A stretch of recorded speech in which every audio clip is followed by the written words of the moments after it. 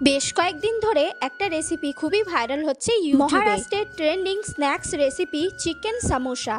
তো আমিও ভাবলাম আমার রান্নাঘরে এটা বানিয়ে আপনাদের সঙ্গে শেয়ার করে দিই। তো চলুন দেখে নিই কীভাবে এই রেসিপিটা বানাচ্ছি। আসসালামু আলাইকুম বন্ধুরা, ছোট বড় সবাইকে সালাম দিয়ে ভিডিওটিকে শুরু করছি। তো প্রথমেই আমি এখানে গ্যাস অন করে নিচ্ছি, আর এর মধ্যে একটা আমি হাঁড়ি বসিয়ে দিলাম। এর মধ্যে জল দিয়েছি, এর মধ্যে দিয়ে দেবো হচ্ছে 1 চামচ মতো হলুদের গুঁড়ো, আর এর মধ্যে দিয়ে দেবো পরিমাণ মতো নুন। এবারে জলটা আমরা ফুটিয়ে নেব। আর এখানে আমি নিয়ে নিয়েছি চিকেনের পিসেস, যেটা ধুয়ে রাখার। এখানে আপনারা দেখতেই পাচ্ছেন হাড়ওয়ালা মাংস নিয়েছি। লেগ পিসগুলো নিলে বেশি ভালো হবে, এই যে আমি এখানে লেগ পিস নিয়েছি। কেননা আমাদের এই লেগ পিসের যে হাড়টা আছে এটা দিয়েই আমাদেরকে কিন্তু ডেকোরেটটা করতে হবে। তো চলুন এটাকে আমরা, জলটা খুব ভালোভাবে ফুটে গেছে, তো মাংসগুলোকে একে একে দিয়ে দিচ্ছি। এবারে ভালো করে নাড়িয়ে চাড়িয়ে নিয়ে কিন্তু মাংসটাকে ভালো করে সিদ্ধ করে নেব, যাতে হাড়ের থেকে মাংসটা একেবারে আলাদা হয়ে যায়। তো এই যে খুব ভালোভাবে কিন্তু সিদ্ধ হয়ে গেছে। এবারে গ্যাসটা অফ করে দিয়েছি, আর এখানে কিন্তু একটা ছাঁকনি নিয়ে নিয়েছি। ছাঁকনির মধ্যে কিন্তু আমরা জলটা ছেঁকে নেব, আর মাংসটাকে একটু ঠান্ডা করে নেব। তো মাংসটা আমাদের হালকা ঠান্ডা হয়ে গেছে। এবারে কিন্তু এই যে হাড় থেকে মাংস আলাদা করে দিচ্ছি, মানে হাড় আলাদা করে দিচ্ছি এই যে। আর এই হাড়গুলোই কিন্তু আমাদের পরে কাজে লাগবে। এখানে দেখতে পাচ্ছেন বাটিতে মাংসটা আলাদা করে ঝুরঝুরে করে নিয়ে নিয়েছি, আর এদিকে হাড়গুলোকে আলাদা রেখে দিয়েছি। চলুন এবারে আমরা যাই নেক্সট প্রসেসে। তো এবারে আমরা গ্যাসটা আবারও অন করে নিয়েছি। এর মধ্যে একটা ফ্রাইং প্যান বসিয়ে দিয়েছি, পরিমাণ মতো তেল দিয়ে দিয়েছি, আর এখানে দুটো মিডিয়াম সাইজের পেঁয়াজকে একদম ছোট ছোট করে কেটেছিলাম, সেটাকে ভেজে নিচ্ছি লাল লাল করে।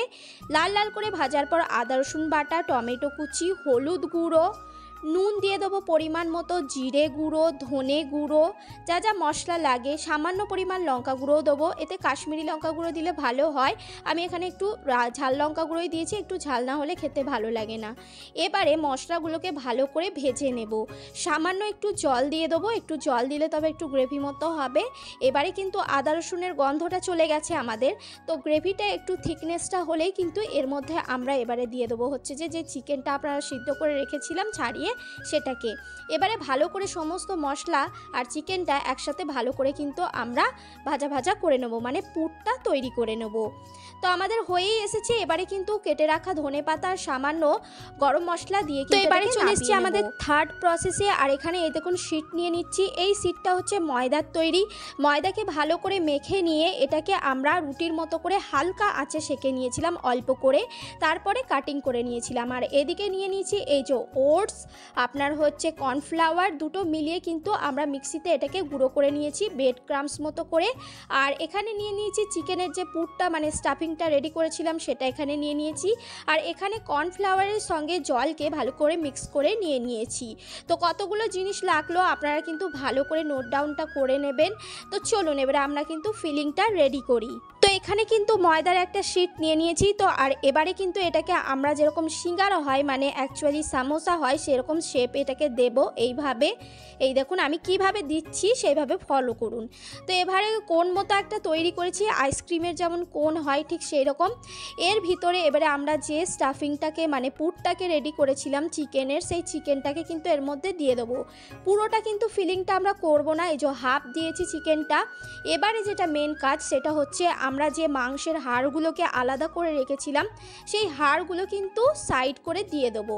আর তার উপরে সামান্য আরও একটু চিকেনের এই যে মশলাটা রেডি করেছিলাম সেটা দিয়ে দেবো।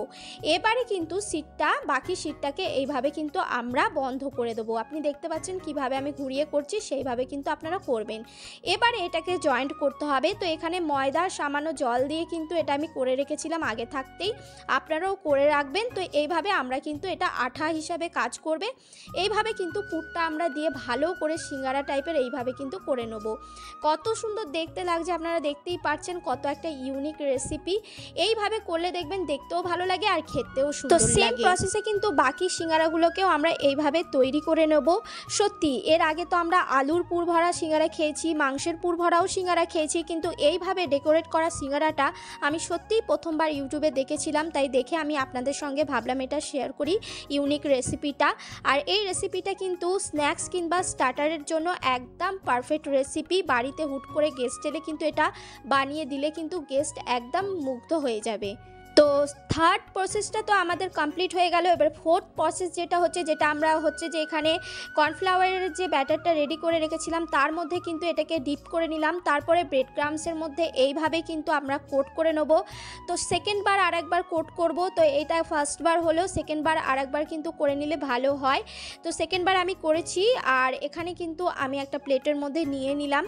সেম প্রসেসে কিন্তু বাকিগুলোকেও এইভাবে করে নেব। আর আমি এখানে ওটস দিয়ে ব্রেড ক্রামস করেছি, আপনারা চাইলে ব্রেড ক্রামস দিয়েও করতে পারেন। ওটস দিয়ে করলে কি হবে, ওটসটা হচ্ছে শরীরের পক্ষে মানে উপকারী একটা খাবার, আর এরকমভাবে ওটস দিয়ে করলে দেখবেন ভালো কোটিংটাও হয়। তো চলুন এবারে ফিফথ প্রসেস হচ্ছে এটাকে ভাজা। তো এখানে কড়া বসিয়ে দিয়েছি, এর মধ্যে তেল আগেভাগেই আছে। তেলটা আমাদের ভালোভাবে গরম হয়ে গেছে।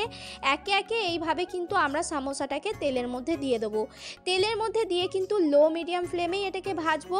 গ্যাসের ফ্লেমটা হাই করব না, গ্যাসের ফ্লেমটা হাই করলে পুড়ে যাওয়ার চান্স থাকবে, প্লাস এটা কিন্তু ক্রিস্পিনেসটা থাকবে না। তো সেই জন্য লো মিডিয়াম ফ্লেম করে এটাকে কিন্তু আমরা ভেজে নেব।